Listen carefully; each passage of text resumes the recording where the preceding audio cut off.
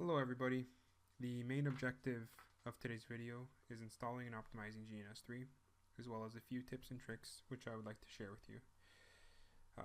First of all, if you have not yet done so, you should make your way to the GNS3 website, sign up for a free account, and download the flavor which is correct for you and launch the installer.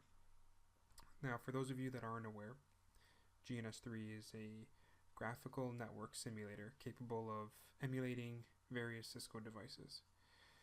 Once you've launched the installer, it is fairly straightforward. You'll just next, agree, next, and you'll want to make sure that every one of the options for each component is checked marked. As you can see here, it comes with Wireshark. It comes with Dynamips, which is the main emulator. It comes with the quick emulator, that is for the ASA devices, as well as a virtual PC emulator for basic PC integration into your topologies.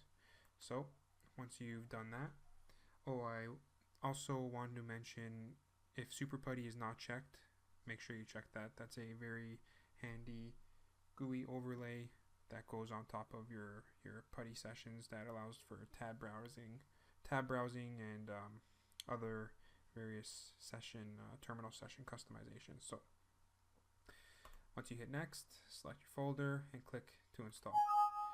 Once you have GNS3 installed, you'll want to go into the preferences and make note of a couple of things. First of all, console applications, where you can choose your terminal application of choice. Like I said earlier, I love Super Putty for a number of reasons. Secondly, you'll want to click on the server tab. This is the specifics of Dynamips and what it will use when it's emulating routers. These are the ports for your console sessions.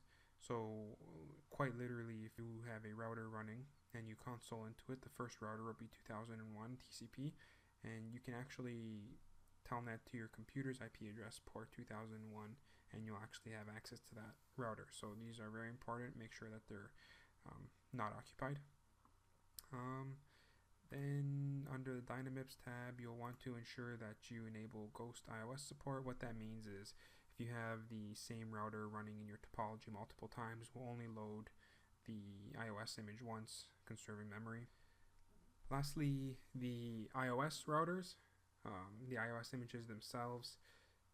If you own a Cisco router, you can extract the image from the router, import it into GNS3, and you can use it for mock-up scenarios, testing configs that you don't want to put into production, and etc. Alright, well, GNS3 comes fairly well tuned out of the box. So there's one specific value that I want to touch on real quick. When you load your first router in, you can hover over it and you can see the various settings. You can see, the router's emulator servers running on port 8000, console port is 2001. You can see the image, and you can see the idle PC value, which is what we're going to touch on right now. So what you want to do is, you'll want to start the router up. You'll want to launch a console window, and you'll want to take a look at it while it boots. When the router is finished booting up, you'll want to give it a little bit of input, a few enter keys. You'll want to come back to GNS3. You'll want to right click the router, and you'll want to hit on Auto Idle PC. What this will do is it will set the idle PC value for that router, and it will ensure that your CPU usage will come down and you can launch multiple routers without having to worry about over exerting your computer. So you'll see with the idle PC setting set, this CPU usage will normalize after the router is finished booting.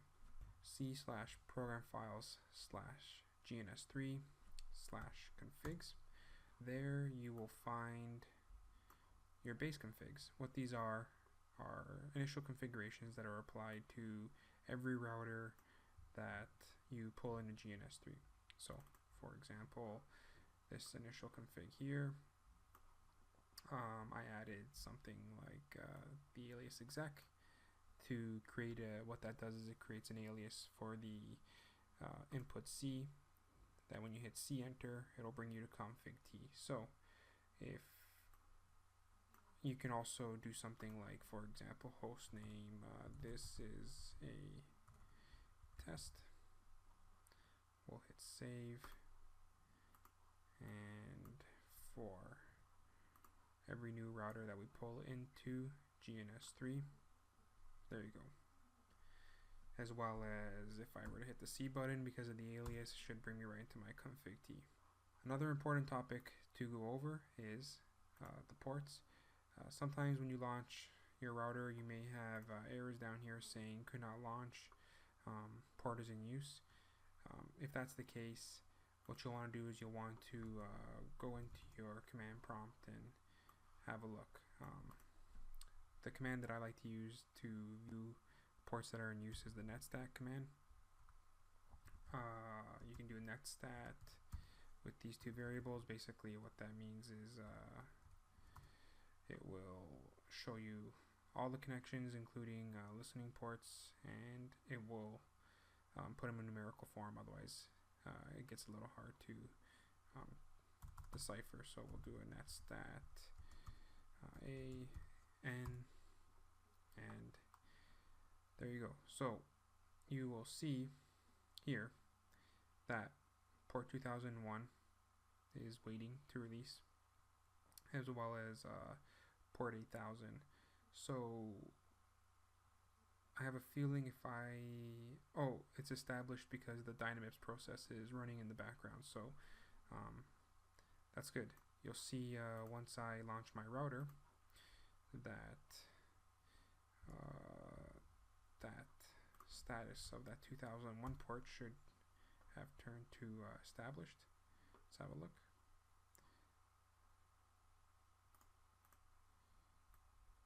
There we go, right there. So if you ever see an error